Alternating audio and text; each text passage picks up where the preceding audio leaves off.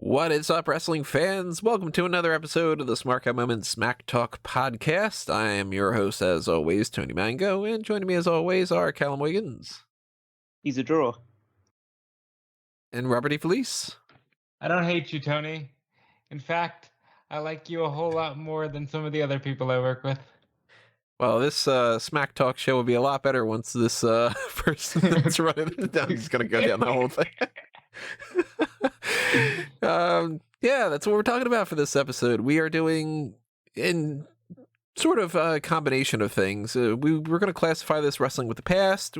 I eventually decided that this is more of a wrestling as 2020 sort of deal. I think it's the first one for this year, actually, where we're going to look back on CM Punk's Pipe Bomb promo from 10 years ago at this point, which is insane, and kind of, celebrate the fact that CM Punk is a part of AEW now. That's one of the biggest topics that's going on right now. It's one of the biggest topics of the year. It's one of the biggest topics of the past few years in pro wrestling. So we wanted to really kind of talk more about that in more detail, because just mentioning it as like, yeah, he showed up, cool, whatever, on the hot tags doesn't do it enough justice. So we're basically just going to talk about the idea of a decade's gone by. What has been the consequences from that pipe bomb? What repercussions came out of it? What good and bad? Did anything happen? Or was it a complete waste of time and energy that everybody attributes more value to than anything else? Those kind of discussions on that side of things. And we want you to join in on the discussion as well. So wherever you're listening to this, leave a comment or do whatever it is that you can do to be the voice of the voiceless, I guess. I don't know, in a different way. It's a different story. But the comment section on YouTube in particular is a great way to just interact with everybody. And while you're over there, hit the like button, hit the subscribe button if you're not already a part of the channel. If you want to join the channel for the members only content, go ahead and do that. It's the same thing as the Patreon. So one way or another, you're helping us out on those kind of monetary sides of things, including the TeePublic and Redbubble shops for the merchandise side of things. There's that little thanks button too. It's kind of like a little tip jar thing. If you want to take part of that, that's awesome. Big old thumbs up if you help us out in that way. But yeah, let's just kind of get this started. We have no real, like, these are the gimmicks that we need to check off on this discussion, and we're going to settle on this sort of thing. We're just sort of chatting about it. So I guess the first question that I have for you guys is, the pipe bomb itself, it's been a decade. Does that seem like that's insane to you, just from a time dilation kind of thing? Well, yeah. Anything that makes you feel incredibly old is going to have that kind of effect on you. But yeah, considering the fact it was 10 years ago, and to see where WWE was now and see where it is at this point, it does feel, honestly, it feels like just a complete anomaly that it ever happened in the first place. It's crazy, first of all, that it's been 10 years. I was fresh out of high school, and I'm closer to 30 now than I am to 20. So yeah, there is that. But it's also crazy how that changed so much and yet so little. And 10 years later, we can really look back on it and say, the long-lasting repercussions might not have been as much as you'd think, but CM Punk and that one moment is still up there with the Austin 316s and the beer truck moment, as people know that. Like, people, casual fans, if there is still such a thing, know that moment. They might not watch every week, but they know CM Punk, and they know that. That is one of, if not his biggest legacies. And to this point, I mean, we have some elements that carry over to this day, where the ice cream bars, he buys a bunch of ice cream bars for people because he mentions the ice cream bars on there. It's been a decade and they still don't have those ice cream bars. It's like, come on, guys. But like, that's kind of the sad thing, is it's been a decade, and this other company that would have nobody could have imagined, seems like a fever dream when you think about it, is the one doing the ice cream bars. Or at least Why couldn't you close just to it. do the ice cream bars? At least they gave you an ice cream bar. They didn't go, "Hey, we're doing it, but not really as good. Please accept this." 10 years later, like they didn't do that. They gave you some kind of ice cream bar. So I'm looking at the roster right now from when he cut this promo, just to give everybody an indication of like some of the differences of how things have changed, and then also some of the ways that things are exactly the same. I'm going to run these down. Stop me if anything becomes like wow or anything. We got AJ Lee, who at this point was just AJ. She wasn't fully AJ Lee, I guess. I don't know why. I'm not sure that she was even like AJ yet. She was just sort of the happy-go-lucky girl from Light it NXT up.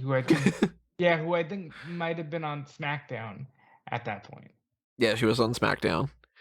We got Alberto Del Rio, who is firmly one of the top dogs. Things change.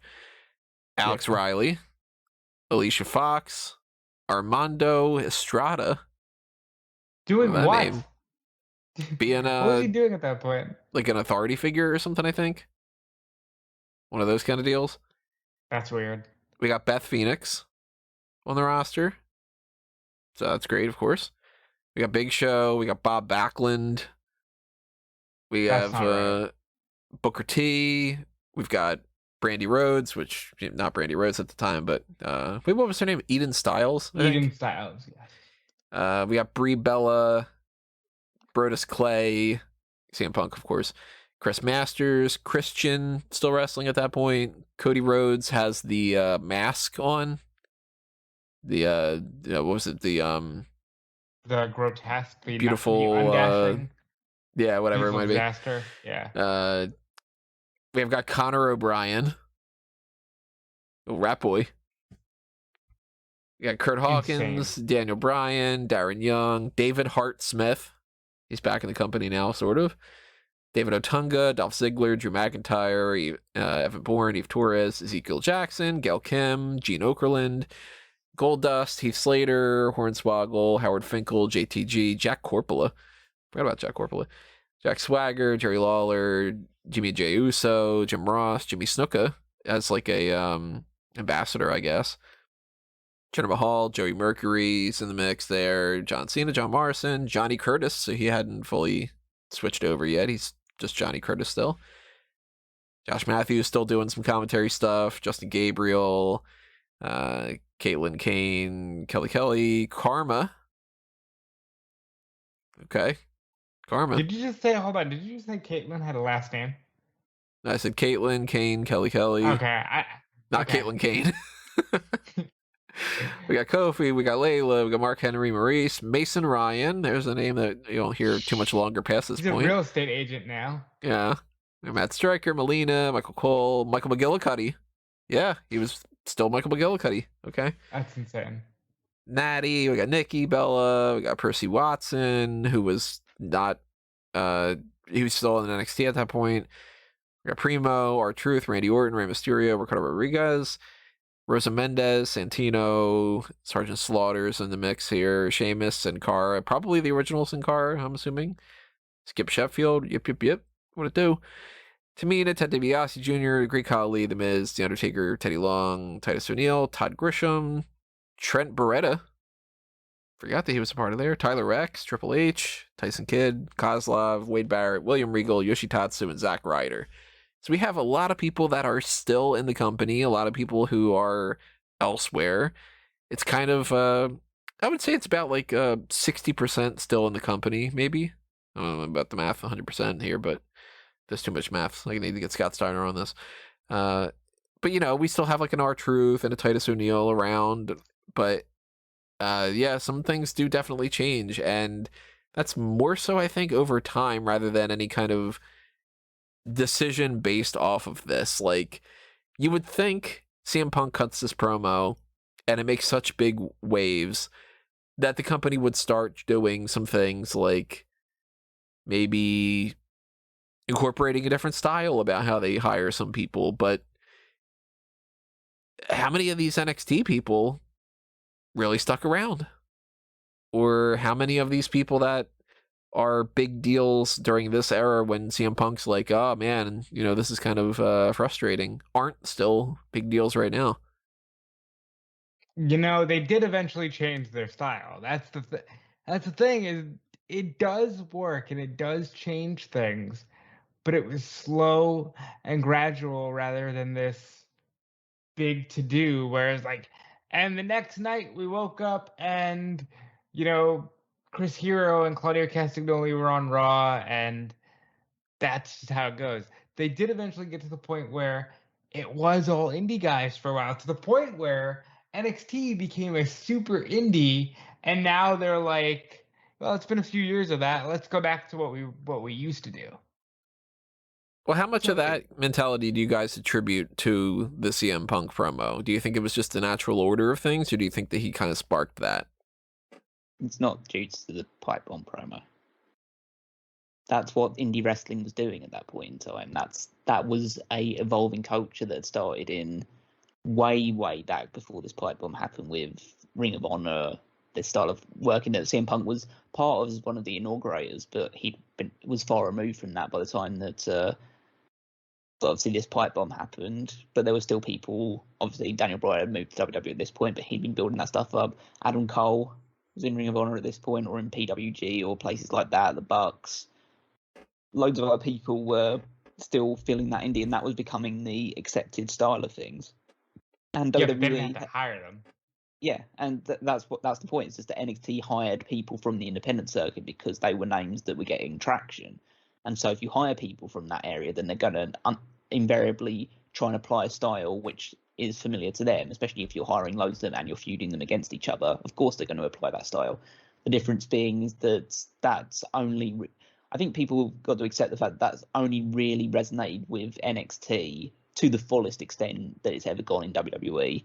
Whereas on the WWE side of things, even though they have smaller guys, and as such, smaller guys that have come from an indie background and so apply that style and have had lots of good matches and lots of success with it, they still always revert back to type to a degree.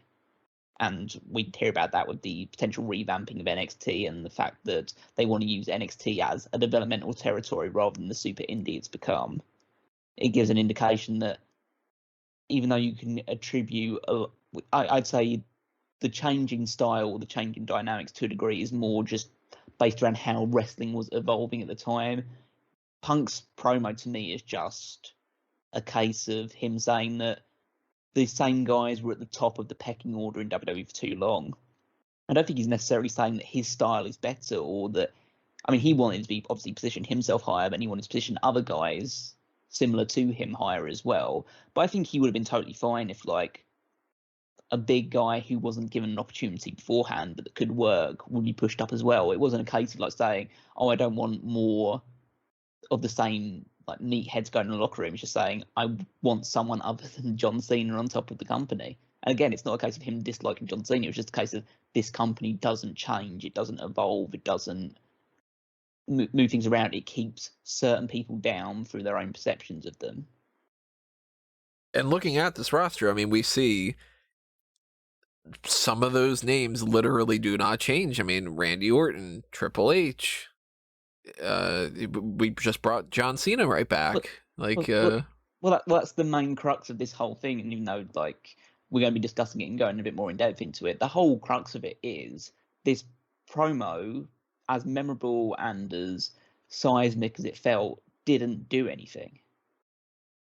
Not tangibly. The thing that it did is it attracted people's eyes to the product immediately afterwards because they was like, oh my god, this guy's running down WWE, and we wanted someone to do that because this product has been getting stale for years at this point. And oh my god, he's saying all these things and he's shooting on the company, and it's actually feels interesting right now, and they build towards Money in the Bank, and that's a great moment. But as the case with WWE and a lot of these things they've done, and at the same time, the previous year is another super example of that with how they handled the Nexus. They get a really good running start, and then they just let themselves take over this stuff, and it gets worse and worse and worse and worse to the point where, by the end of it, you didn't even know it happened. You could have forgotten that it ever happened in the first place. I agree with that. I don't disagree with that either.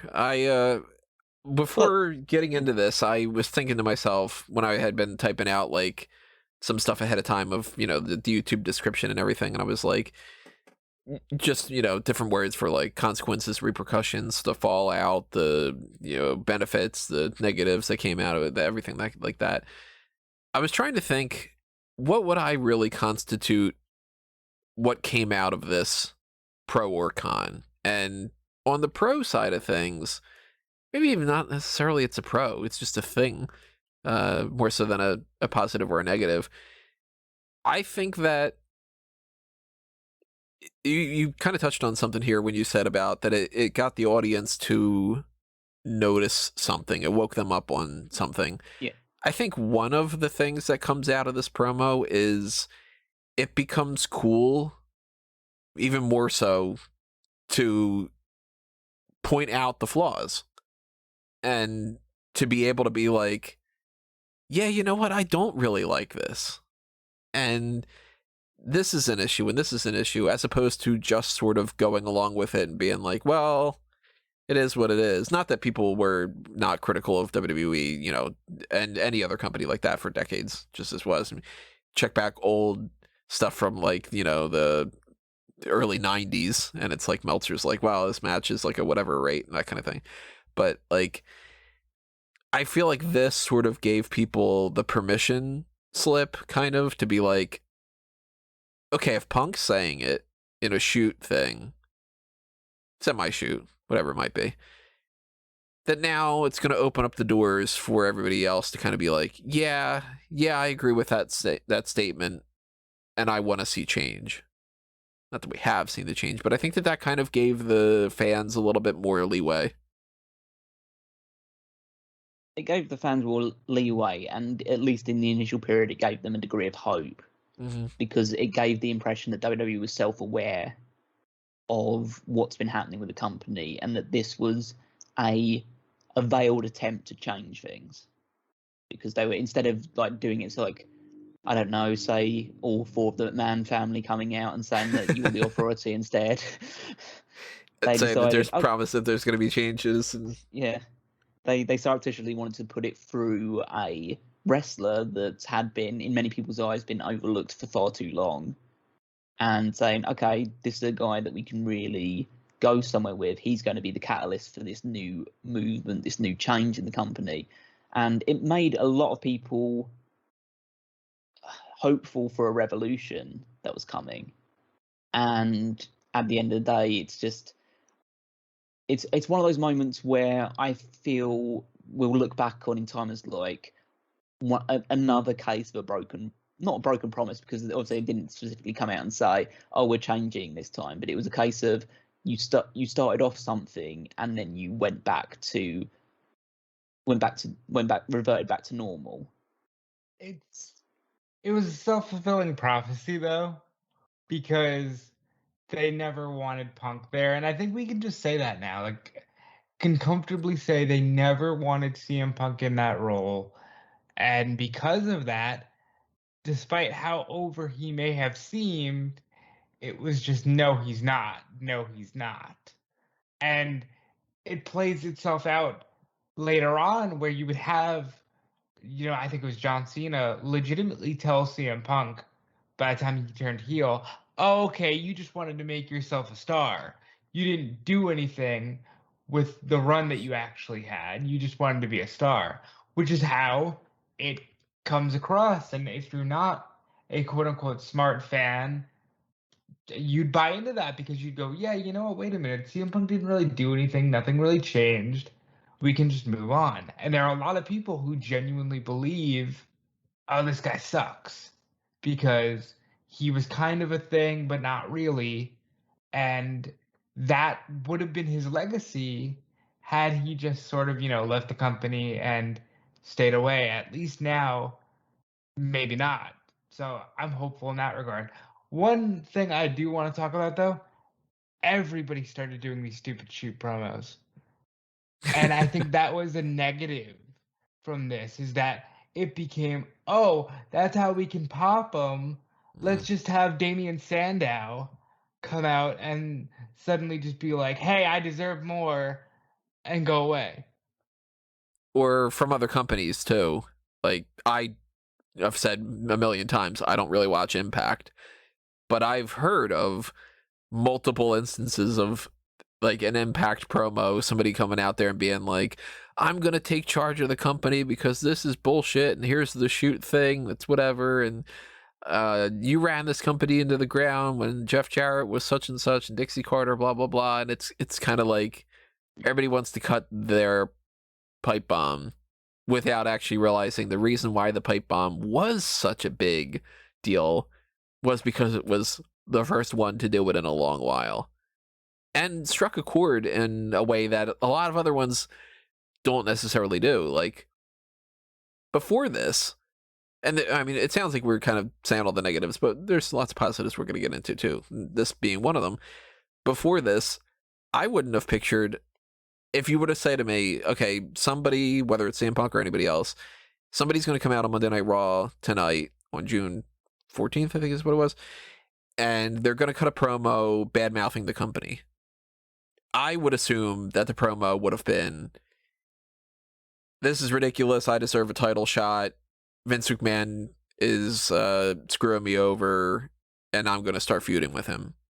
But for him to say comments like, it'll be better when he's dead, but then, hey, doofus son-in-law and such, that really was just sort of like, okay, they're willing to blur the lines even more. And if Stone Cold Steve Austin back in the day got over as the guy who was anti-authority just by kind of being there and being a little crass, well, things change. You have to up it after a while, and this is our way to get the new CM Punk as Stone Cold Steve Austin kind of deal. It seemed like at the time that was really the spark that was going to make the next Austin, and now it's created a bunch of CM Punk wannabes. But I think, kind of like you just said there, people were so focused on him being the next Austin when it really should have just been like, CM Punk is doing his thing. And I think that's something that we've at least learned from, where people don't try to go, okay, this guy can be the next, John Cena. It's just, maybe this guy will be the next face of the company. Let's see what he does with it. Because I think that was a lot of the issue was, oh, so cool. Is he going to be Austin now? Is it going to be like TV 14 now? Because that was a big thing back then, where people were so like harping on it's a PG product and they pander towards kids. And I think a lot of people thought, oh, well, Punk will win the belt and he'll flip off Vince and it'll be like, cool, we'll get chair shots to the head back. When what Punk was just trying to do was change the philosophy and the mindset. And really, it was real because he was leaving. Like, he didn't care at first, even with the pipe bomb. He was just going to leave. And he was like, okay, cool, they're letting me do something cool on the way out. But that's why it worked, because it was real. Mm-hmm. Yeah, I kind of have to agree that a lot of the, I guess, the initial buzz surrounding it is built based around the fact that it was the first time done in a while, because we have to remember that in the dying days of WCW, this sort of thing was commonplace. This sort of shooting on the company, this blurring of the lines between backstage and what we see on television, and say like, oh, these people are actually, like, the idea of like the wins and losses don't actually matter. It's all about backstage politics and bringing that to the forefront. And when it was happening in WCW, that was shit, and it was just and it was constantly like bemoaned and put forward as like, this is part of the reason why the company died, because they were putting together all this content which only quote unquote smart fans would have any knowledge of. Whereas this one felt different because it felt like something that you could just really, I guess it was just because Punk had, the way that he'd been, I say quote unquote built up. In fact, he hadn't been built up realistically. Yeah, he'd had a few runs of the world title, but because it was so clearly established that this guy was really good, a really good wrestler, a really good talker, but was always just kept like one step below where you thought he could potentially be. That's why it made it feel a lot more real and a lot more organic, and you could fit it within the narrative of storyline as well as talking about the backstage stuff as well. It was a really good blend between two of them. Didn't go too far one way or the other. They fit it within an actual storyline with an actual guy who had been in the company for a while and hadn't been pushed to the level that he potentially could have been done. But then he can bring in all the actual backstage stuff as well and really resonate with fans who thought, oh yeah, this company is stale right now. And yeah, we have had John Cena on top for way too long. And this is only like 5 or 6 years into John Cena being on top of the company. We have another like 6, 7, 8 years of this to come. But yeah, it's just that I think that's what really makes it work better than a lot of other things that are attempted in the past and since, because now it's become, as I think we've alluded to, it's just the idea of this is the way that you pop people, this is the way that you get the marks on the internet talking and getting things across by talking about how Cesaro's always held down and Ziggler never got his chance and all this other stuff. It's like you can only really tap that well too many times. Otherwise, it's just at that point it's just a lot of people moaning. And then when you don't actually do anything with it, as again we'll talk about with this one in particular, if you don't actually change anything or nothing actually happens as a result of it, then you're just well, it's just the WWE philosophy of taking up time with something. Then it becomes more masturbation than anything else. Well, yeah. It's just a bunch of guys who have been again positioned lower down, and people say, "Oh, I can't wait for this person to get their chance," and then they try and throw you a bone once every couple of years or so. It's like, "Oh, we're going to push this guy towards the title, but he's not actually going to get it, and if he does, he's not actually going to do anything with it because this isn't the guy that we want. We're just appeasing you and making you feel good about yourself." So once we put our new guy in front of it, you're slightly less compelled to leave because we gave you a bone. We gave you a bone, and then we'll kick you 364 days of the year, but then we'll give you that one bone, and you'll stay around for the next 364 days. And that's really all it is. Like, I think once a year, they finally didn't do it this year, but once a year, Ziggler was like, it should have been me, and this was my chance. And you see, I had to, be held down for all the other people. And it literally just became, okay, just do that.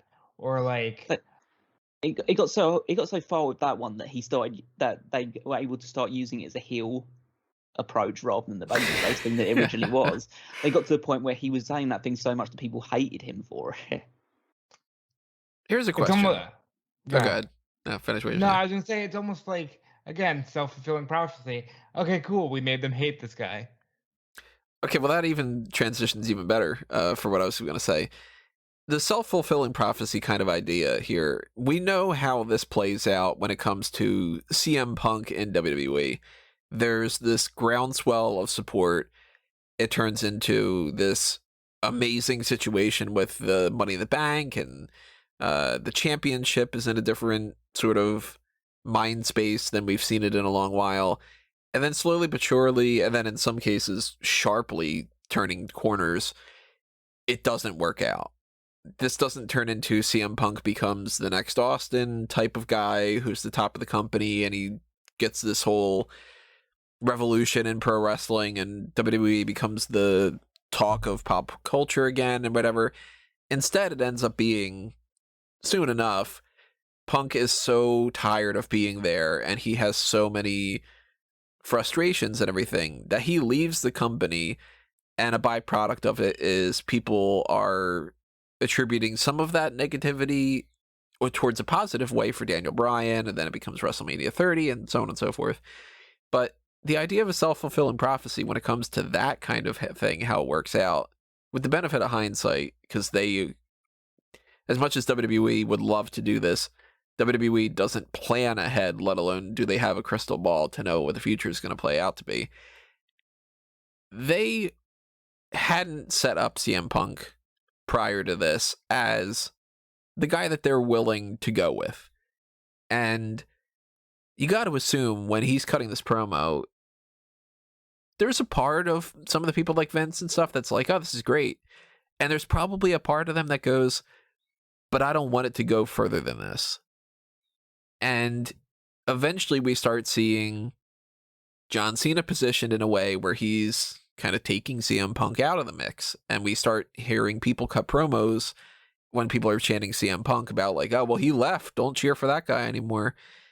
Do you guys think that they kind of, whether it's an intentional thing or just a subconscious way for them to slowly but surely steer in this direction, do you think that once the initial pop died down from this, that they started going in the, but how are we going to turn this around and make it so WWE are the heroes and CM Punk is the villain type of thing? I don't know if it's that far. I don't know if that was like the inevitable vision. I think they probably saw some figures or some TV ratings or some indication that was able to fuel whatever doubt they had in their minds to say, this guy, like this is cool for now, but this guy isn't sustainable. And I think that realistically, what they did with this story is what I think they had a real intention for, whether like it was made apparent to the main people involved in it or not. I think that they wanted to use this angle to get Triple H over. So we can see, just gonna a little bit past the Hunter stuff, there was an event in December where there was no Cena on it.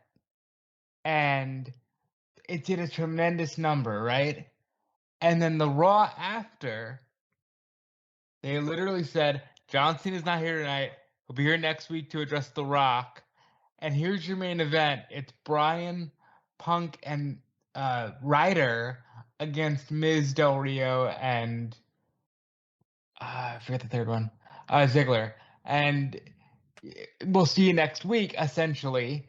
And people tuned out, and they used that rating to go, and Ryder's not a draw, and Bryan's not a draw, and Punk isn't a draw. It's like, again, self-fulfilling, because if you tell people Cena's not here, and here's your main event, it's a 6-man tag, you know how this goes, and they tune out, it's not the fault of the performers. It's the fault that you set them up with nothing. And of course, you don't credit the fact that TLC did a better number than Survivor Series with like, hey, maybe people are into Punk and Bryan and Ryder. You credit it with, oh, well, Rock and Cena were up against Awesome Truth, and it's Awesome Truth's fault that Survivor Series did a shit number. Like, it's just this maddening thing of, we're going to tell you our story, and damn it, we're going to hit you over the head with it until you buy it. I mean, it's to use a variation of the self-fulfilling prophecy kind of idea. If you want to see a pattern really badly, then you will see a pattern. Yeah. And if they wanted to try to make this go, see, it's not working, CM Punk's not over with whatever, and we need to make him a heel, and we need to do whatever, then they would convince themselves of that no matter what. Yeah, they obviously needed that reinforcement of the idea that we can try something new, but as soon as one indication gives us the case that it's not going to happen, then we're going to revert back to what has always been tried and trusted, because Vince believes in his philosophy over anything else. And I think he's more than willing to try new things, but he will always, he knows what he likes and he knows what he thinks other people like. And so he will always go back to that if he doesn't see immediate, consistent and constant results from the thing that he decided to try differently. And that's what he got with Austin. Austin was kind of like a real different approach for a babyface for the company, and they consistently got good results for it. They obviously didn't come like straight away, but they saw enough in what was happening on a constant basis, and they were in that much trouble, because we also have to talk about the fact that at this point in time there is zero competition. This company can do what it likes, and it doesn't matter either way, because you're going to watch anyway. And at this point they were comfortably doing like 4-5 million viewers on Raw and stuff like that. Like, we're in very heavy days where people feel like, oh, okay, there's really nothing that can go too wrong. Yeah, people are watching less TV, but that's fine. We're still the biggest thing going. Like, there's no company that can touch us. TNA has had their shot and has completely shit the bed at this point. So we don't have anything to worry about. We can try this thing, and then we can decide, yeah, we don't like it, and we continue onwards. I mean, it's so obvious that Punk wasn't seen as like an actual successor or an actual like person they want to run with going forward, because he never main event. He did occasionally, but he never main evented a pay-per-view match which didn't involve John Cena as WWE champion or The Rock. After the TLC show that I just mentioned, he does not headline a pay-per-view until he fights John Cena in September of the following year at Night of Champions. And by that point, he's already turned heel, and they've already decided that that's the direction they're going to go. Yeah. And God, people always talk about the idea of like, we when we Raw people, we're giving them the belt. And I think we need to get beyond this mindset, not just because of the Punk situation and anything like that, but it's not enough to give someone a fake wrestling belt. It's what you do with them once you give them the fake wrestling belt, which establishes how important they are to you. Yeah, there's a huge difference between the way that Hulk Hogan was used for years and years and years as champion versus the way that Jack Swagger was champion. Like, it's just, they both had the championship title, and there's no comparison between the two. It's why I get annoyed sometimes about these like "you deserve it" chants. Like, well, obviously to a degree, it's like, oh, it's good to put your name down in history. It's like, oh, you held one of these championships. That's like, they can't ever take that away from you. But it does also mean that, like, well, yeah, they gave you a fake belt. Sorry. But yeah, it's just the idea that they gave you this belt means that it's over and it's done. It's like, okay, we've done our job. They've got the belt. Let's move on. That type of thing. Let's go. Like, look at, well, Punk's an obvious example, but look at Kofi Kingston. Look at most recently with Nikki Ash and all these other people. Rhea Ripley, when she was Raw Women's Champion, it's just a case of just giving them the belt doesn't mean that you're really building them up or you value them in anything special. It's just a case of, yeah, they just hold this for a little while and then eventually it'll go on to someone that you actually give a crap about, which was the case with this one. Punk was there, held the title for a while up until the point that, okay, Rock's coming in and we want Rock to have the title. Well, remember, they were going to take it off of him. They said, if you don't agree to turn heel, we'll put it on Bryan, because Rock wants to work a heel.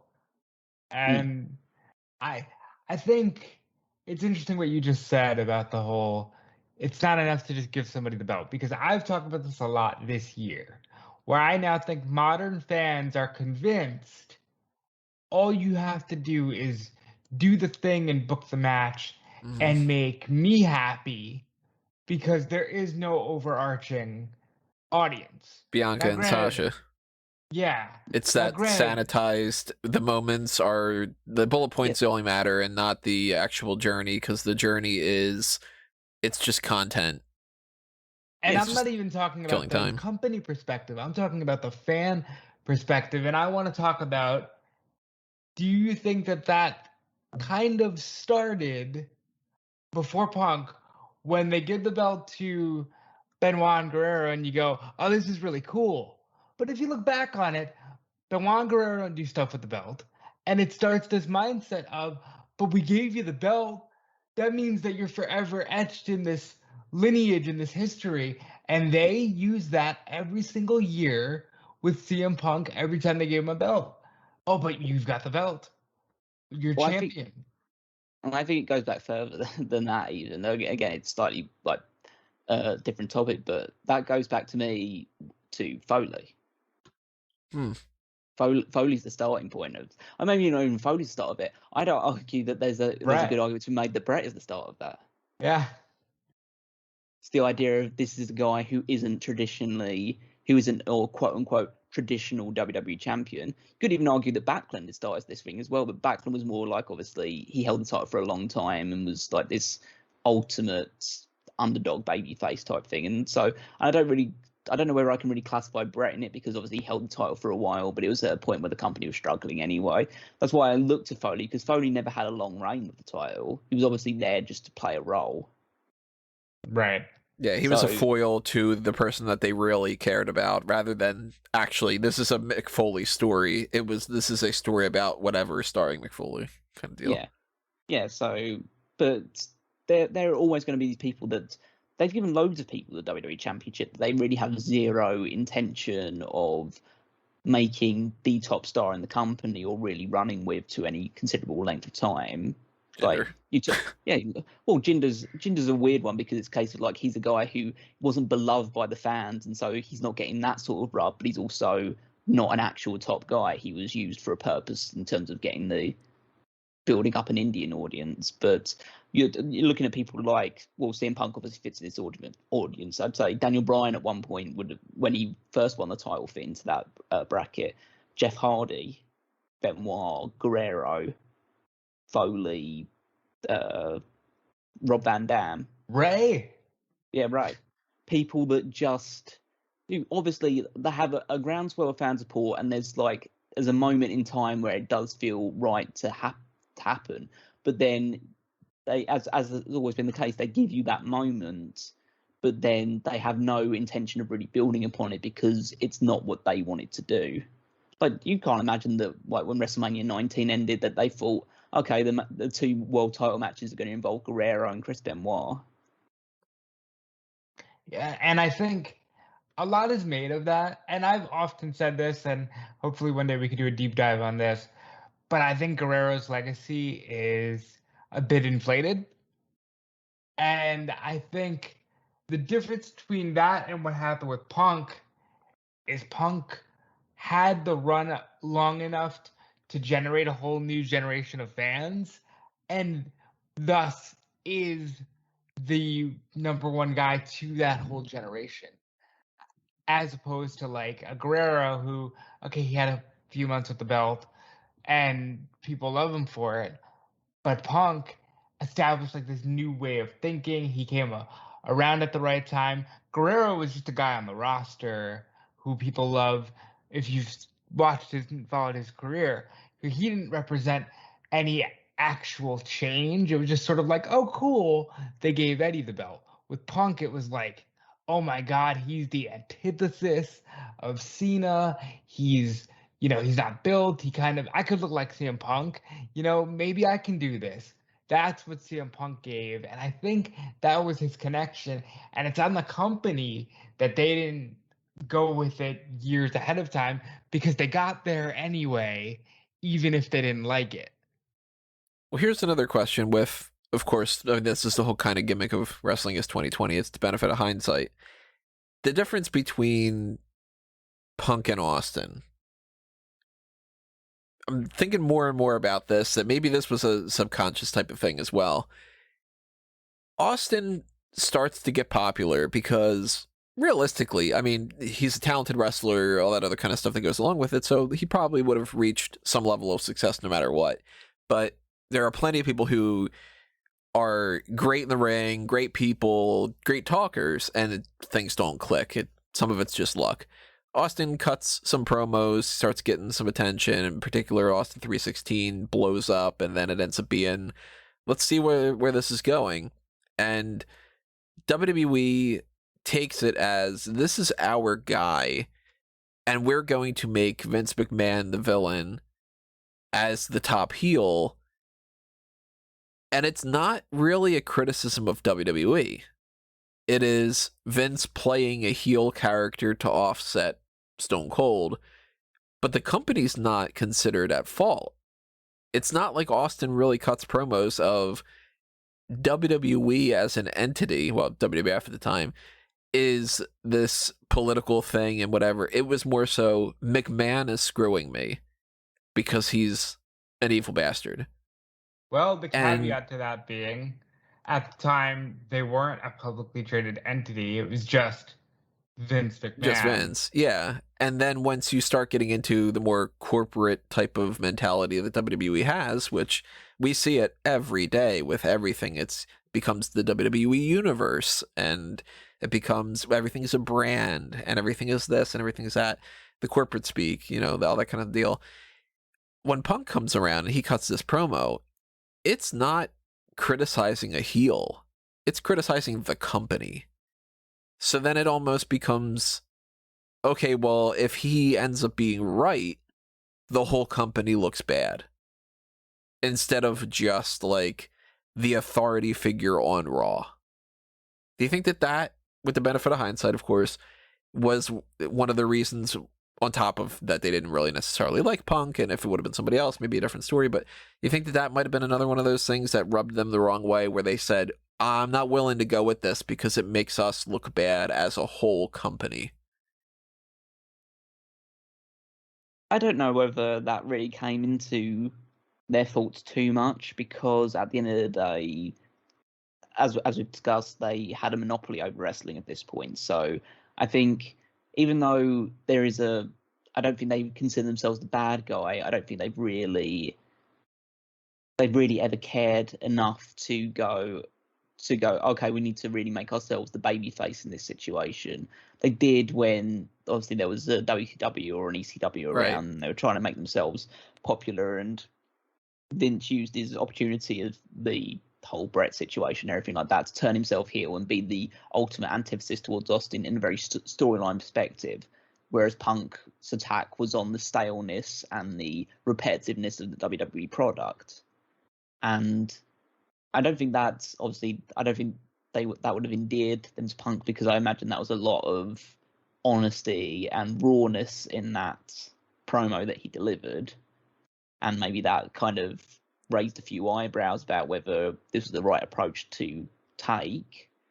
But Vince is always, like, we go back to the SmackDown Before Survivor Series 2001, where Paul Heyman absolutely unleashes onto Vince McMahon about how Vince's business practices, and how Vince essentially destroyed all his competition and stole Paul Heyman's ideas, and basically forced ECW into closure because he was just too ruthless and aggressive in stealing all his guys and stealing all his ideas, and making the Attitude Era essentially was just ECW on like WWE TV. It is just a case of, like, Vince doesn't care about being perceived like that, because he knows that he always wins.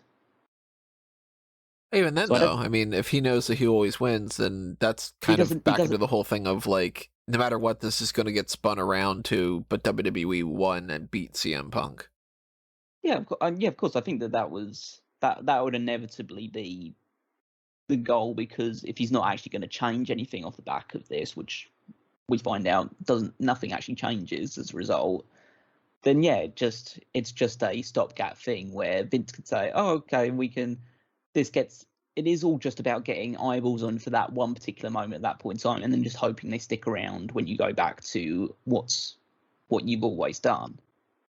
It was just, as I say, it was just one fleeting moment where they decided, oh, we'll do this because that'll probably get a lot of attention get a few eyes on the product, and then once we got the eyes on there, we go back to showing them what we want to show them and hope that they stick around. And in a lot of cases, that was the case with this for a while, but then the audience continues to wither away over time, and they find every other excuse other than the fact that they just keep doing the same thing over and over again to justify it. But do you guys kind of look at this as like this sounds like a weird analogy, but like this popped in my mind because you were saying about, do something different just to get people talking and whatever. Kind of the same as like, well, we'll give Leon Ruff the North American Championship. That'll be fun for a week.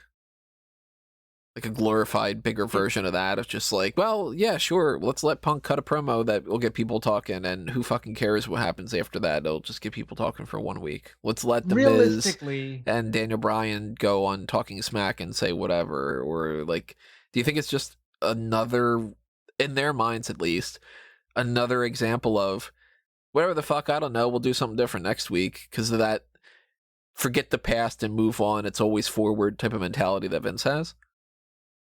Realistically, I think this was more, hey, we have 3 weeks till this show. One of them is taped. What do we do for this? I don't know. Let's just have him say he's leaving.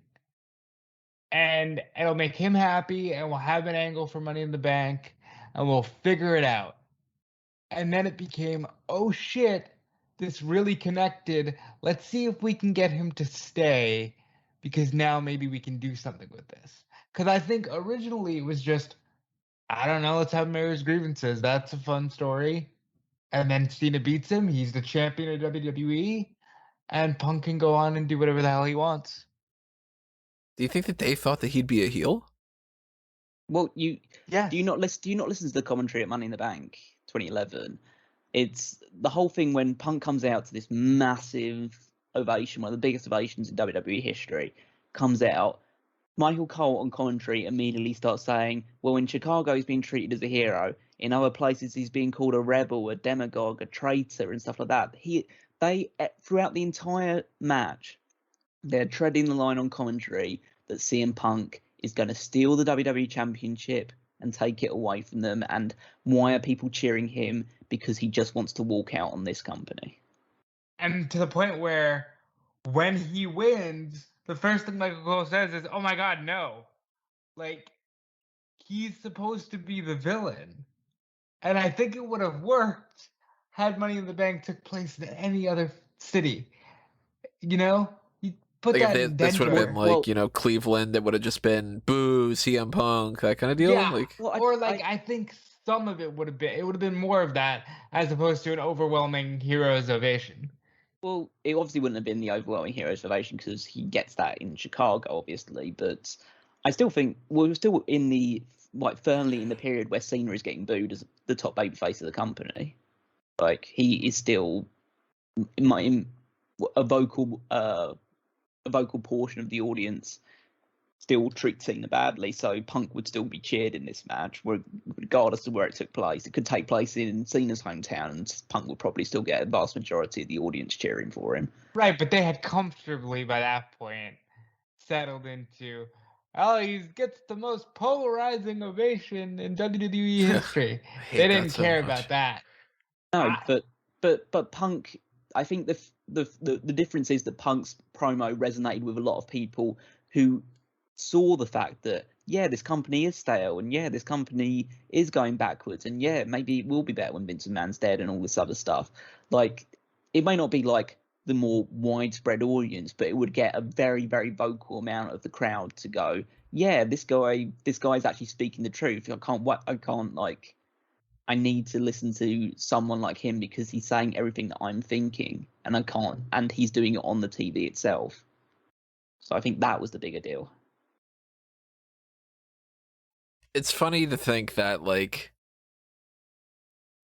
in WWE's eyes, at least for some people, don't know who necessarily or whatever, but they probably did think, like, man, he's going to be such a heel stealing this championship, and the WWE faithful are going to be like, oh no, we don't want this bad guy to take the belt away from my beloved company. Kind of deal. Where it's like that kind of, it's like, no, you're the bad guys in this. The rebel is the one that's fighting. Like, when you see like Robin Hood stories, and it's like the sheriff of Nottingham is just sort of like you're a fucking thief, and it's like, yeah, but he's stealing from the rich. It's kind of why he's like, the good guy sort of deal, like that, it kind of goes back to Montreal.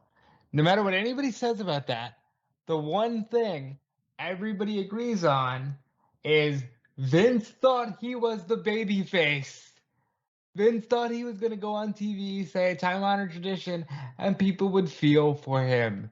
So, I do totally believe that they just kind of said, fuck it, let's let CM Punk do this, and he can have a great match with Cena on his way out.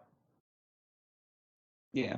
It was because the trial of his life and the steroid trial and stuff like that. He feels like it's all a conspiracy by the federal government to take him down.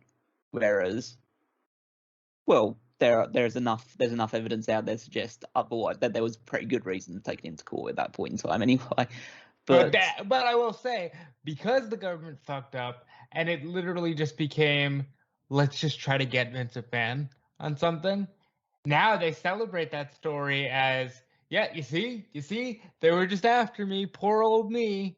You know, that's just how they work.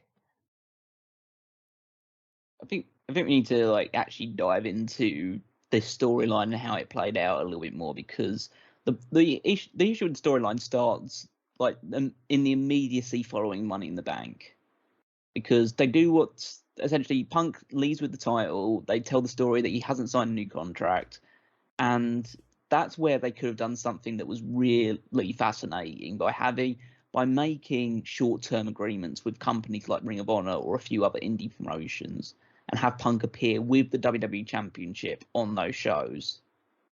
It gives Punk a break. It gives him a mental break from the company if he was feeling a little bit worn out there. He gets to do some other things with some cool talent on the independent circuit. He can act as almost like a one-man scouting system. Let's say, oh, I wrestled this guy and I think he's really good. Like, maybe we should take a look at him, see if you want to bring him in. Gives him a bit of freedom. It means that he generates buzz for not only WWE but for just the wrestling landscape in general by appearing in all these different places. In the meantime, you continue with things as normal. You do that tournament. You crown a new WWE champion. You try and move on from it. You don't even bring up CM Punk's name as like anywhere at all. You give the impression that you're just moving on past it. Whereas the crowd starts chanting CM Punk, and you play up to it a little bit, but it means that there's still a buzz being generated for your company without it actually being within the context of the show itself. What happens is he comes back after 2 weeks. Yeah, that's another negative too. All those like, we can't wait for that kind of deal. Yeah, he comes back with new music, a new shirt, but he comes back with the WWE Championship after Cena wins the WWE Championship after beating a guy who just won a tournament in the same show, because he's the ultimate babyface who just beats up another guy that just won the title like a couple of hours ago. And yeah, and then they immediately transition on to SummerSlam. Triple H gets involved because, of course, he does, because people need to remember that the real like first fallout of the Punk winning the title is not anything to really do with CM Punk. It's to do with Vince McMahon. And the night after Money in the Bank, Triple H comes out and tells Vince McMahon that he's been replaced as the chairman of the company, and Triple H is taking over instead. That's kind of that's the story that goes alongside it, and then it becomes, as I think I mentioned on either a podcast a little while ago or something like that, this whole story culminates in a Triple H Kevin Nash match with a sledgehammer hanging over the top of the ring. Yeah. This is what the Summer of Punk is, a Triple H storyline. Yeah. And it's like, I mean, not that this would have saved it, but or whatever, but if they would have been able to do CM Punk versus Triple H at WrestleMania instead of Punk leaving, they would have just ended up having Triple H beat Punk. There's a very good chance of that being the case. I mean, when we just talk about all this stuff that happened at this point, he wins this match at SummerSlam through some sort of cheaty shenanigans where Triple H counts him because he's still like playing up the babyface thing, but he beats Cena but not clean, and then he gets powerbombed by Kevin Nash of all people, who just makes his return out of nowhere, and then he's pinned by Alberto Del Rio. So he's no longer WWE champion like a month after winning it. And then they book the Night of Champions match is one of the most baffling booking decisions, I think, in modern wrestling history. Because under what circumstances do you think putting Triple H over CM Punk at this moment in time is the right decision to make? The only way that you make that decision is that you're trying to either cut this thing off at its legs immediately, or that you're using the momentum that CM Punk has generated to add fuel to Triple H for something. Which we've seen them do plenty of times around this time and other times when it comes to like hey, Zack Ryder's really popular right now. Let's have him team up with Cena, get humiliated, and then Cena can save the day so that Zack Ryder can almost be like, go get him, champ, you know, like that Yeah, kind yeah, of exactly. But we just have to look at all the pay-per-views going on it. He loses it. He obviously wins the quote unquote main event at SummerSlam, but then loses to Alberto Del Rio. He then loses at Night of Champions. He then loses at Hell in a Cell. He then loses at Vengeance. Vengeance to Miz and R-Truth. So he loses every single pay-per-view up until reclaiming the championship at Survivor Series. Oh, what a surprise! He's not as over as he was when he when he did the thing at Money in the Bank. I wonder if beating him at 4 straight pay-per-views maybe had some sort of factor in that. Clearly this guy isn't as big a draw as we thought he was. I guess he shouldn't be main eventing the shows going forward. We need to go back to Cena. We need to get The Rock in at some point. We need put Triple H on more shows. He's got to have that match with The Undertaker at WrestleMania over and over and over again, like just on repeat. And they just wonder why, like this guy can't be the top star. It's because you don't let him be the top star. Like you gave him that one opportunity. He, by his own like discussion when he goes for it, he goes in, he knocks it out of the park, and then you just go, yeah, but I kind of saw it hit the I think just about hit the boundary and came back in afterwards. Like it hit the bleachers and then bounced back into play, and so it doesn't really count as a home run. So we're gonna have to. Not even that. They would go, that's not a regulation bat. And yeah, it was just the whole storyline is a complete mess beyond Money in the Bank. It's one of the reasons why everybody conflates in their minds. Oh, he beat Cena at Money in the Bank, and then he goes on to have a 434-day reign with the belt. People forget like that there is those 4 months in there that's horribly booked. And to Callum's point, it's all because for some reason Triple H was still not full executive mode. So it was like, no, he's gotta beat everybody. And I mean, he beats everybody at Night of Champions. Night of Champions ends with Nash, Miz, R-Truth, and Punk all laid out in the ring, and Triple H is standing tall with the sledgehammer, telling everybody to suck it. And I love Triple H, and that was the one moment where I was like, yeah, I can't defend this. This is literally just Triple H is burying everything. And I don't know if anybody's ever said what that angle was supposed to be, because of course it was supposed to be Nash and Punk that night, and Nash was maybe supposed to do something with Awesome Truth. But what it ends up being is just garbage. And if it was me, I would have not only done what Callum said, which is keep him off TV for more than a week, and have him do things like show up at Comic-Con, which he did once, and show up at Independence. I'd have had WrestleMania 28 should have been Punk versus Triple H for the championship. Punk wins.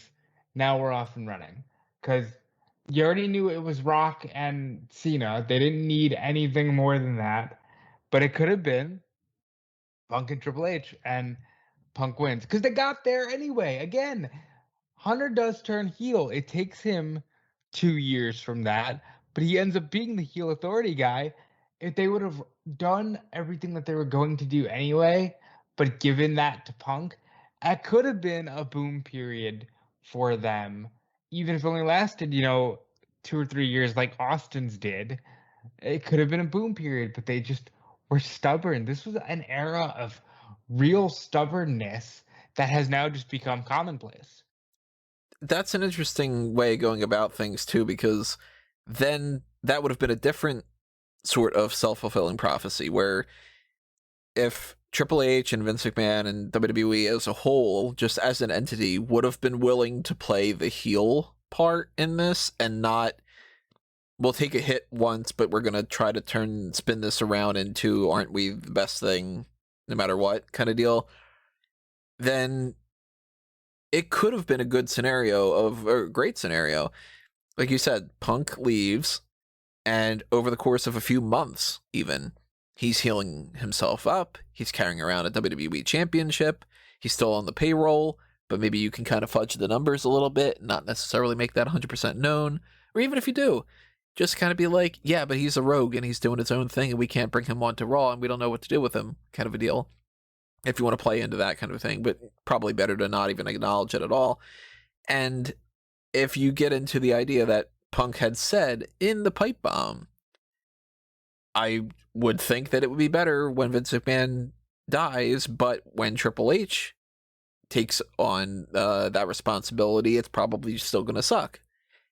If Triple H is, I'm going to save the day and I'm going to do that, and then over the course of the next few months from Money in the Bank leading up until closer to like Survivor Series type, maybe even like a Royal Rumble, where he slowly but surely starts getting a little power hungry, and then it becomes like, yeah, that power corrupts, and you're doing exactly what Punk was saying. You are becoming the bad guy just the same as Vince is.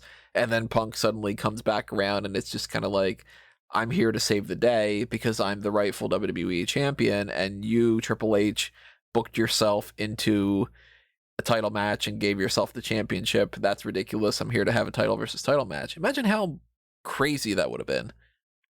But And, then Punk would have been the good guy, Triple H would have been the bad guy, and WWE as a whole would have been bad, so that's why they don't do it, you know?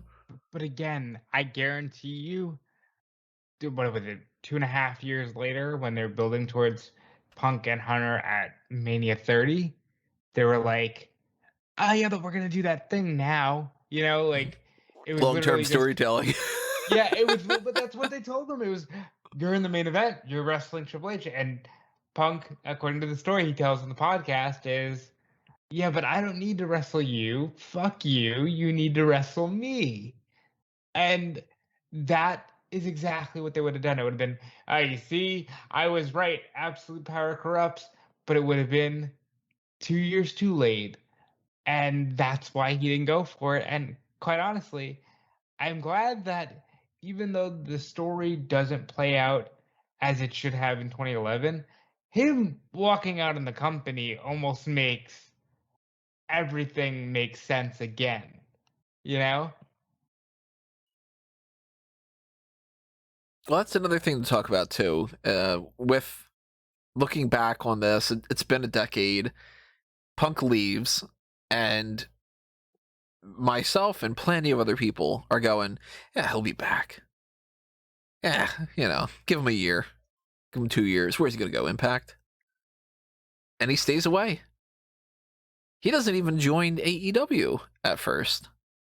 Because, as he had said, he wanted to wait. He wanted to see, what is this company actually around for? Are they just here to be a flash in the pan and make a bunch of empty promises? Or are they actually something that is on the same wavelength? And according to some of these kind of reports and everything, Punk and AEW have been talking for quite a while, but they wanted to wait until there was fans and they were able to do this in Chicago and to do all this other kind of stuff.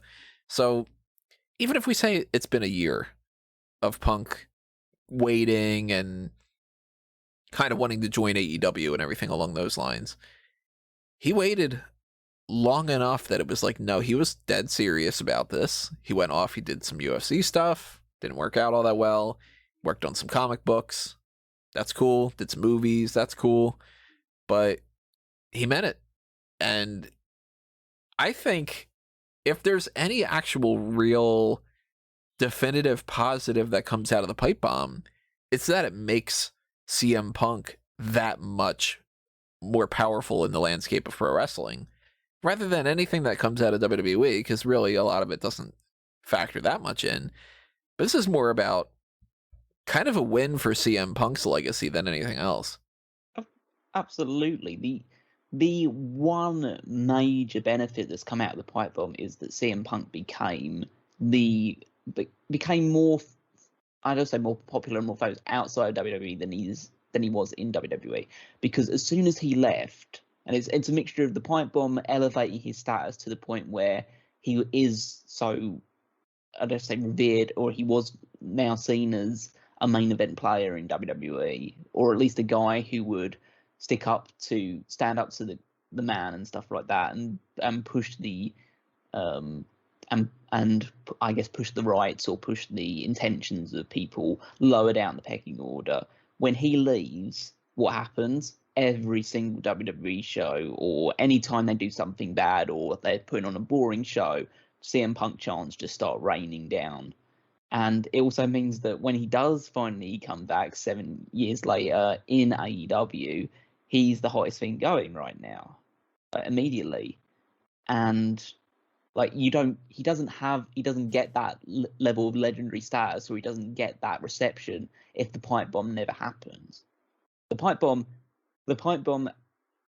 like it's a thing that happened on a WWE show, but it has only benefited CM Punk as a personality and an individual, and ergo in like the last couple of weeks, it has benefited AEW.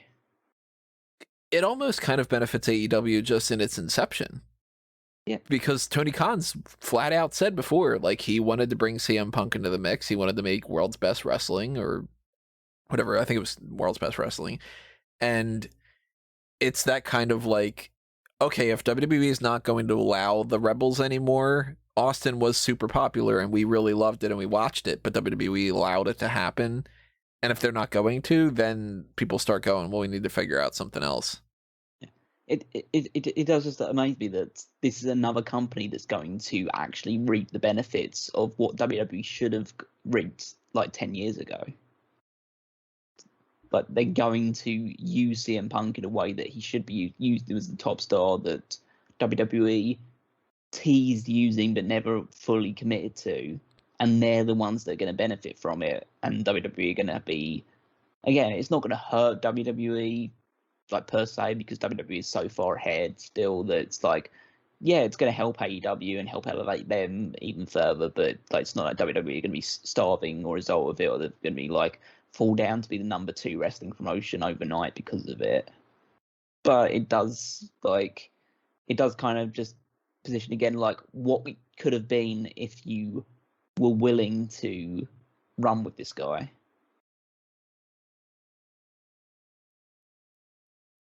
Yeah, and honestly, we've seen now all CM Punk ever wanted was to have fun in professional wrestling and also help grow the product. If they would have played the cards right, he probably would have been happily a top star today and, helping NXT or whatever.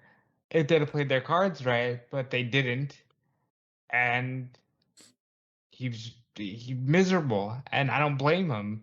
And you can see how much happier he is now, having cleared himself of all that. Imagine a scenario where if they would know then what they know now and have the right philosophy, because they might have just been like, oh, well then fuck him, because he goes to AEW, that kind of deal.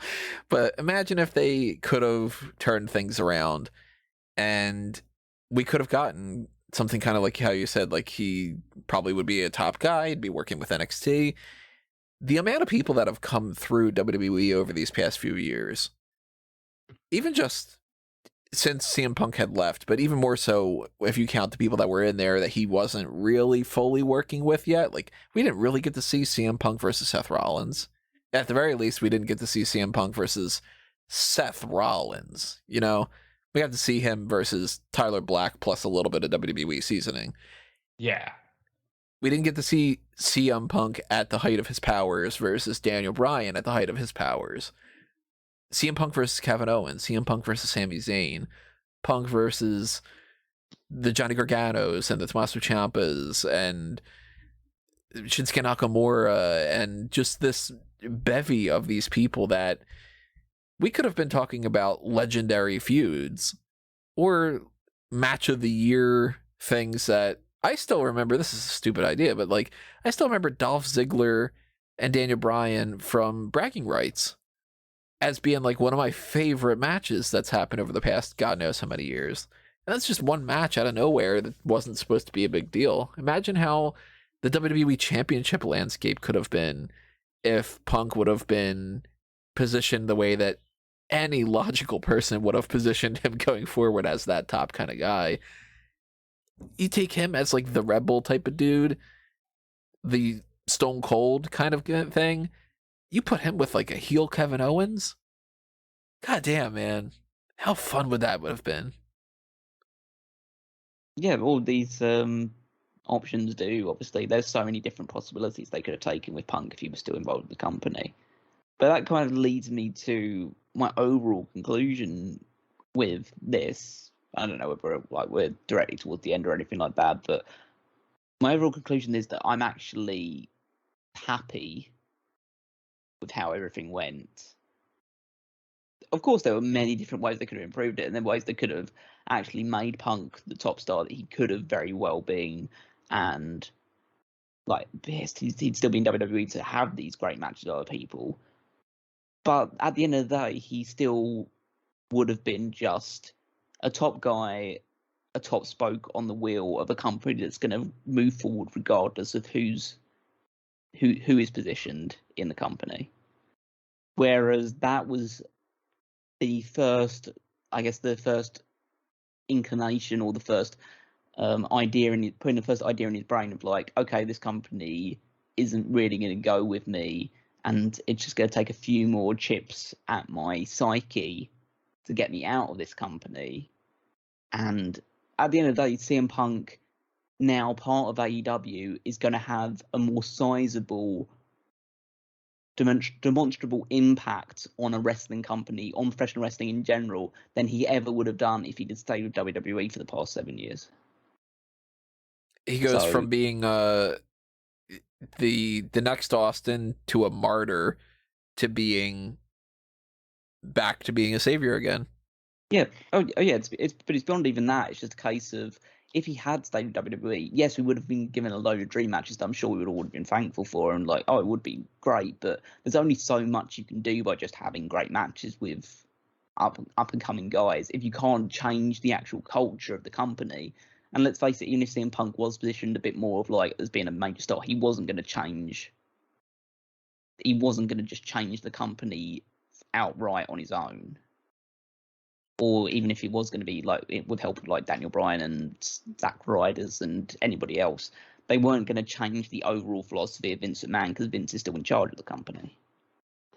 And at the end of the day, really, everything that happened made for any of the good moments that we've seen in the last 7 years, it's because they screwed up so royally here. Bryan getting the main event of WrestleMania, that never happened to CM Punk, stays happily in his camp.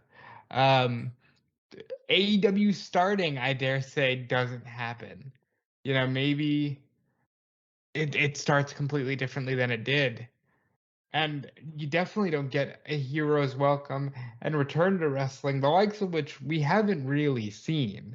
Because you can't compare this to us like when WCW signed Hogan, because they signed Hogan after what, a year of Hogan not working in WWE? This was like, hey, we did it. We got the Holy Grail. We got CM Punk back in wrestling. You don't get that if they don't screw up royally with the pipe bomb. So as much as, like Callum says, as much as you wish, yeah, they could have done so much more. Because they didn't, everything worked out a lot better. Do you guys think we still get Roman Reigns? In a different way. Because, I mean, like, he probably was still in the system and trying to work towards a spot on the roster, but, like, if Punk is still around, then there is one less spot in the main event. Because he probably still would have been a main eventer, even if he wouldn't have been the guy kind of thing. But, for a couple of years, they're still banking on John Cena, no matter what. Daniel Bryan, of course, yeah. The Daniel Bryan stuff doesn't work out like that. Definitely doesn't.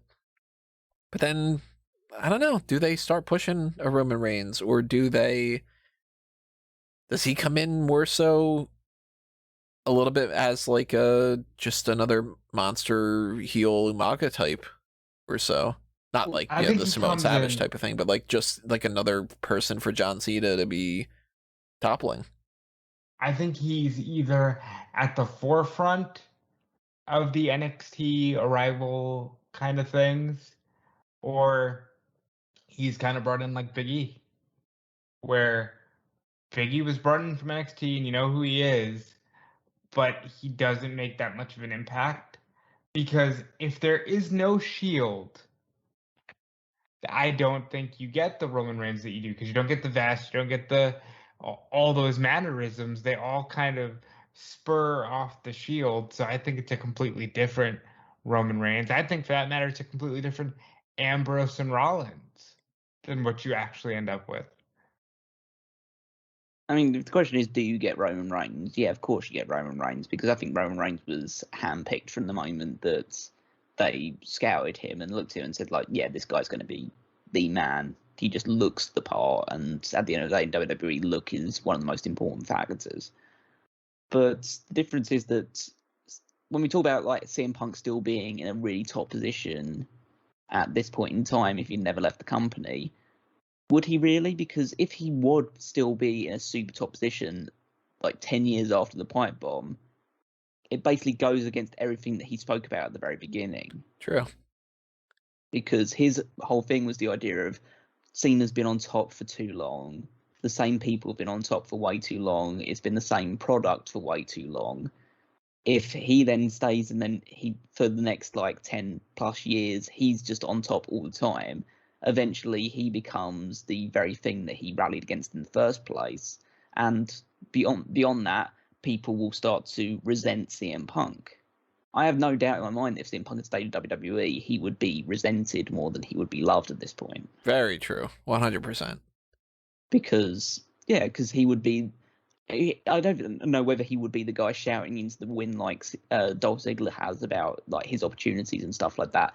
But if you develop a reputation of being the guy that calls out the company and says all this stuff, and then if nothing does change or nothing significantly changes beyond CM Punk just being there and getting more opportunities, and so he's more satisfied, then it start again. You just get diminishing returns. People saying, "Oh, won't this guy just shut up about this stuff? Nothing's changing. The company's still going in the same direction. You're just part of it rather than on the outside of it." Because like CM Punk left, and beyond the stuff that he said with Colt Banner, it's not like he actively rallied against WWE constantly. It's not like he was trying to force change. He just decided that he can't force change while in the company, so he doesn't want to be part of it anymore. Gave one shoot interview, and then he just stayed away for 7 years. Came back to backstage for a little while, but he never really like openly just shouted and screamed and aggressively assaulted WWE for the way that he believed that he was treated. It's a case of just a case of that, and that helped build his, retain that goodwill with the fan base. Obviously, some people would go against him, just saying like, "Oh, you still walked out anyway," because there's always going to be a proportion of people that will always take WWE's side on anything that WWE does. Right. Or at the very least, there are people who, again, bought into the idea that he was nothing more than an elevated Intercontinental Champion who didn't actually move the needle. Yeah. And someone who was ungrateful, even though he would be paid like millions of dollars and stuff like that, and be given decent positions on the card and stuff like that, and decided that wasn't enough for him. Yeah, and I think to your point about them not liking Punk had he stayed around, I think people forget one of the things that really cements how great Rock and Austin are, that they weren't around for very long at all. Mm-hmm.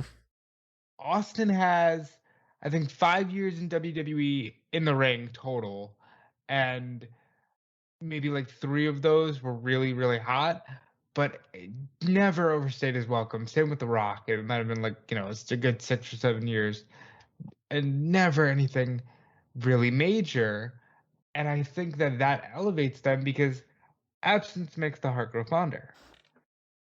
You see it in every single thing. It's not just pro wrestling either, but the phrase "only the good die young" is another example of it. There's musicians that are like, "Oh my god, this person was the best ever," and it's like, okay, they did one album, and because of that, that's why you immortalize them forever, because they didn't get to the point where some of the other musicians over time are like, oh, they just keep touring and, well, that album wasn't as good as this one, and why aren't they playing the greatest hits of the thing that they originally did that I like? And movie franchises where it's like you do one or two of them and everybody loves it, and then after they do a couple more, then everybody's like, oh my god, this is going on forever and I hate it.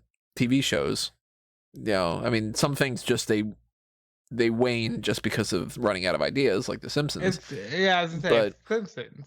But it's like The Simpsons is a good example of something that it's because it deteriorated over time. And people still hold that original run as something with like high reverence. It's just the type of thing that everybody goes, oh, Simpsons sucks now. But man, those first 10 seasons, that kind of thing. Like, and if you look at somebody like a Hulk Hogan, for the longest time, Hulk Hogan is the top thing in that. And he's crossing over into pulp fiction. I was going to say, wow, pop culture. And he's, he is the king, the undisputed king of this whole scene. And eventually it becomes, well, we're sick and tired of it. And Triple H, for a little bit, the king of kings. John Cena, people were super into John Cena for a little bit there. Anybody who is, if you are successful enough for long enough, eventually people are going to turn on it. So there's, with no question, no doubt whatsoever, Punk wouldn't have been Stone Cold Steve Austin for 20 years. People would have gotten annoyed, I don't know, maybe 2-3 years later or so. Because then it would have been, give the belt to somebody else. It's always been CM Punk. Ugh. Yeah. I mean, and then you look at the pipe bomb and people would end up going, oh, that was just a promo. It's whatever. It didn't really do anything. Just, I think you're seeing it now with Becky. Yeah. And you kind of saw it with Kofi even, where it was like 6 months in, they're still just doing this thing with Kofi. I wish they'd do something a little more exciting, and that's just how it is. To steal Daniel Bryan's line about people being fickle, people like the chase. They don't like what happens afterward. They don't like when you're actually there. And then that's why they always root for underdogs. That's why people like rebels that haven't gotten to the top yet, because that's the story that they want to follow. So the CM Punk pipe bomb thing is made infinitely more important and better because it didn't fully succeed. Yeah, it just, because it proved everything that he said. And it meant that, like, everything that he said in the pipe bomb rings as true now today as when he first said it. And even the line about, like, now that we've seen, and now, especially after like what we've seen with like how NXT has changed and things like that, like, I'm not as confident in the quote unquote doofus son-in-law, like when he takes over the company, as I once was, like in the early days of NXT. I'm not as confident that he will take over the company. Yeah, so you can still listen to that pipe bomb. You can still see everything that, not everything, but maybe a lot of what he says in the WWE of today.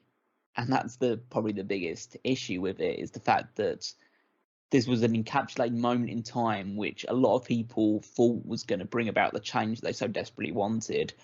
But 10 years down the line, we're still pretty much in the exact same place, and arguably in a worse position.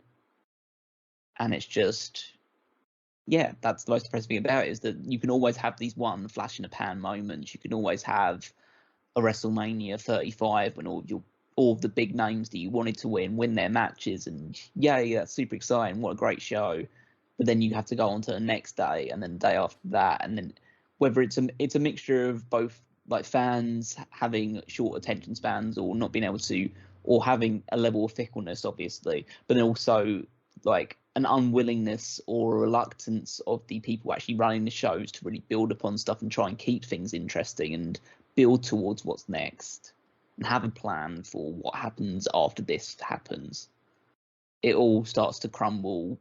It all crumbles, and it's going to be a case of you're always just going to be living and dying by the moments that you produce, rather than being able to tell compelling long-term stories that get people invested.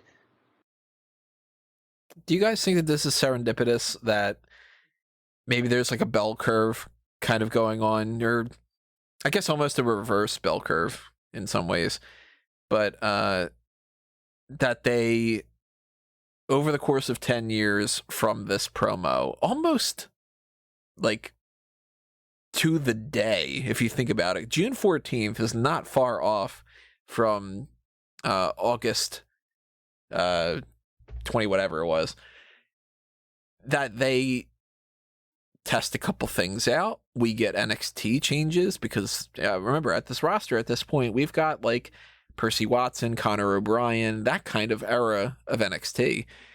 But they start changing with NXT. And then we get the heyday of NXT, and we get those people like the Daniel Bryans on top, and we get the Kevin Owens types on top and everything. And they try these things out, and they really, in some ways, some of them they really, really try. And some cases, it's just like, we are so resistant and we don't want to do this because this isn't us, kind of a thing. And then we start to see the decline, where a Tyler Breeze comes from NXT and he goes to the main roster. And I mean, I remember fully, I'm not the only one that was thinking at this at the time. Tyler Breeze goes to Raw, and a massive support of, oh, that guy could win the Intercontinental Championship like today. And we see what ends up happening. The Ascension goes to the main roster. They could be tag team champions immediately. They practically don't win a single match. And just this kind of, you go this way upward, and then you start going downward. You reach that peak where they just go, well, I'm tired of trying that. Let's steer back around and just do a full 360 and get back to where we were before, because now we're at a point where suddenly, at exactly almost the 10-year mark, not only does CM Punk show up for the alternative brand, as they've branded themselves, the alternative, and he represents the same thing as before, but NXT suddenly becomes, yeah, you know, this NXT thing, it's not working out the way that we were thinking, so let's change it up again. Do you think that that's kind of, I don't know, fate, or if it's like a 10-year experiment subconsciously of, we gave it a decade and we went from the slow climb to the slow descent, and now we're at that back to normal type of thing that we're heading at? I think there's definitely a subconscious, like, yeah, this is just returning to form. Like, maybe now that AEW exists, we don't feel compelled to sign all of these indie guys because they have a place to go now that's more along their lines. We can get back to doing, sports entertainment, for lack of any better phrase, Kind of like, okay, Punk wanted this, he got his own separate company, not his own, but like, he got it there, and anybody who wants that shit can go there. We want to do our stuff. That kind of idea. Yeah, like, even with Punk going there, I feel like they'll be like, oh, good for him. That's what he wanted. He wanted to just do the wrestling thing. Just let him go and be a wrestler. And I think that's the way, if they're ever asked about Punk, if they're ever, they being any of the McMahon family, if they're ever expected to give a public answer on Punk, it will be, I'm glad he's happy, and I'm glad he's doing what he wants to do. But in the overall look at it, it's like, wow, there is a whole company built around the idea, almost like the anti-WCW, which was, let's just sign all the stars. This is, let's sign all the names that should have been the face of the company.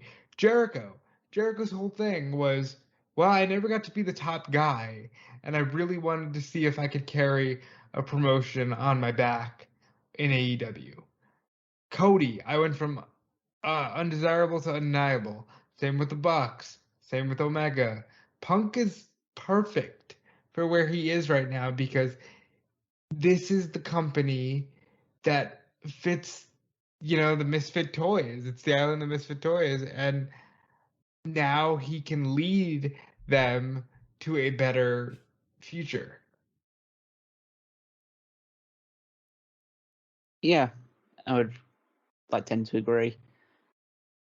I feel like I'm trying to figure out how I can phrase it really. I don't really know if I have too much more to actually add on top of that. Really. I only had one more question after this. Yeah. No, that's I mean that's fine. It's just yeah, I don't know whether it is. I can't say that I realistically blame WWE for taking this approach with NXT. It's just like the case of like it being an experiment. They want to essentially use it as what I guess they originally intended to be, which as a developmental territory for the main roster, because I think it became very apparent over time, especially with the number of call-ups that came in and just didn't click, and the number of call-ups that didn't click in NXT that came in and then just immediately fit into what the main roster wanted. Just a case of, yeah, they're two diametrically opposite things. It's super indie against the bastions of sports entertainment. You can't have them both working in collaboration with each other because as soon as, well, essentially one is doing something that the other doesn't want or doesn't want to pertain to. And yeah, so I can't blame them for taking the approach they are taking with NXT. If they want it to be like an actual producer of talent for the main roster, then they need to change it. And now you have AEW, you do have that super indie that's out there and can be like the top of the tree for those types of wrestler, and WWE can concentrate on keep producing the powerhouses and the scripted talkers and all this other stuff that they want to do. And at the end of the day, there are people that prefer that over to what AEW is going to do. So they're still going to have an audience for it.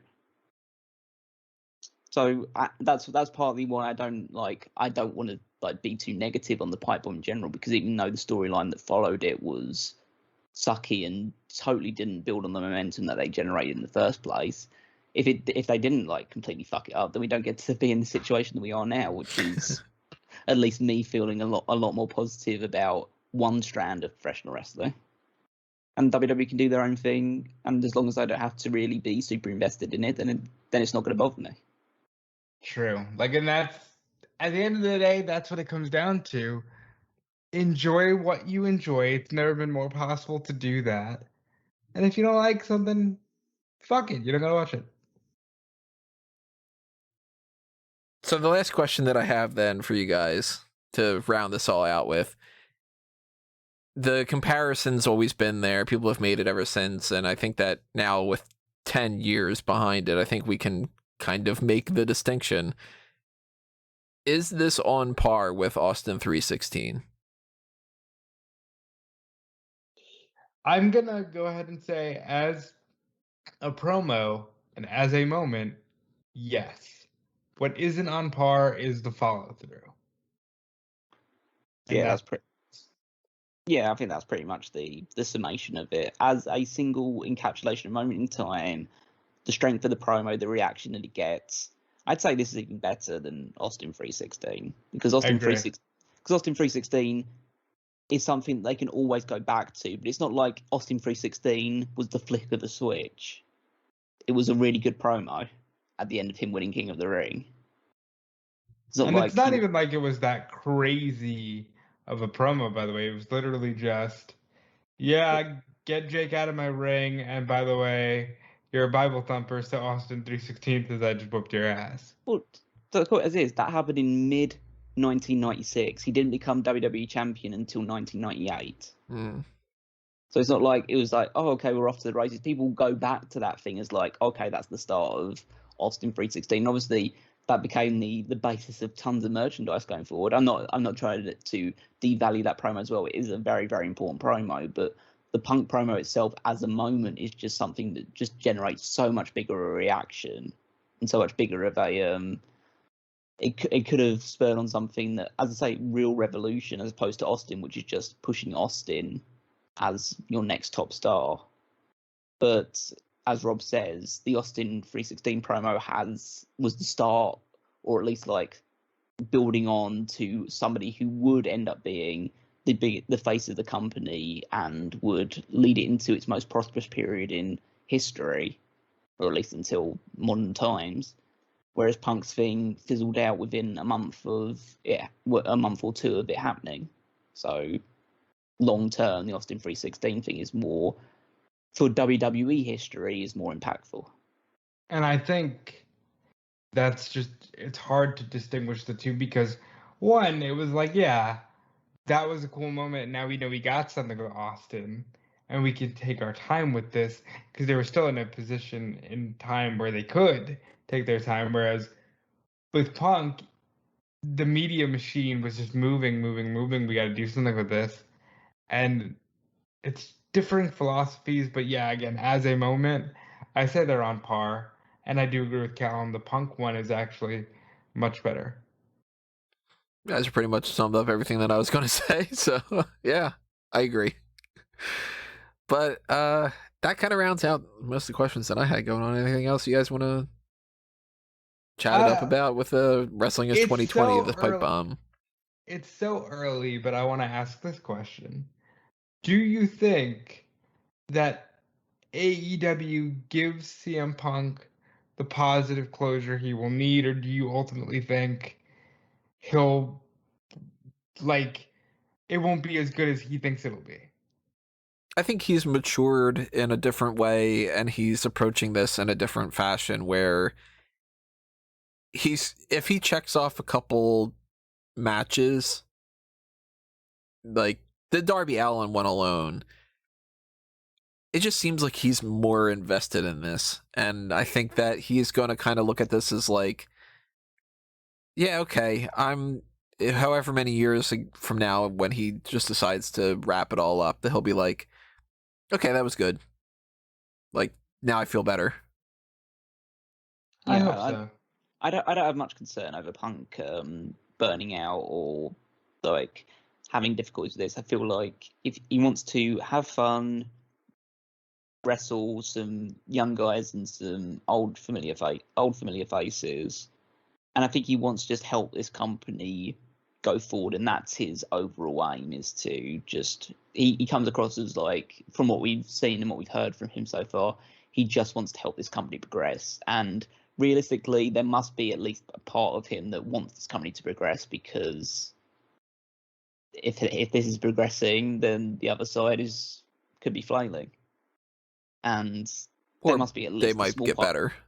Well, yeah, or either way, but there must be a small part of him that says, I can either enact positive change on my old company by working for the other side, or I can help this company get to one step closer to becoming the established alternative, or the not even just the number 2 company, but the 1B company, let's say. Yeah. In either fashion, if it causes enough change in the positive direction, then he could be like, I helped do that. And if you love something, you want to make it better. You know, leave this world better than when you found it. Yeah, that kind of deal. So, all right. Well, that's kind of all I was thinking about, because he seems so happy, and I do just want this to play out well for him. And I think it will, actually. I really do. yeah, I don't want to be doing in 2022, Wrestling is 2020. Wow, that CM Punk thing in AEW didn't work out. Like that kind of deal. A year from now or something. But I don't think it's going to be like that. I'm seeing only positives so far when it comes to this. Yeah, that's pretty much Wrestling is 2020, the pipe bomb.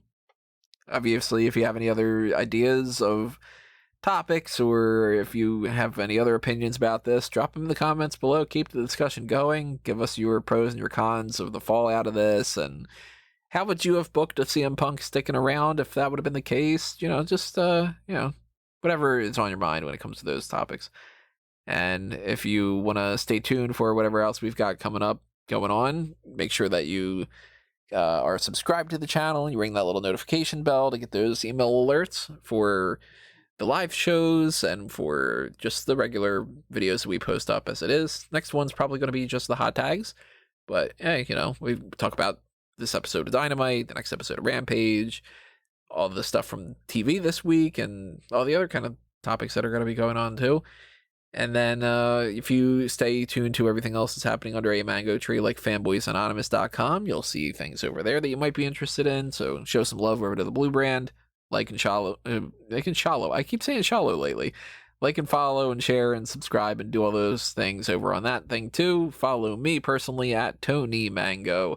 Follow these two guys at their stuff as well. Callum's over there at Rigmeister14. Yep, follow me there on Twitter. And yeah, check out smark@moment.com. All the weekly articles, the power rankings is where you'll find my writing on top of that's my writing musings on top of my verbal musings that you get on the podcast.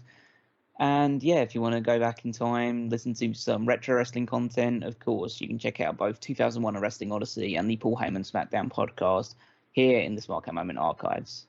And then pass you over to Rob. Yeah, and you can follow me everywhere at Dude Felice.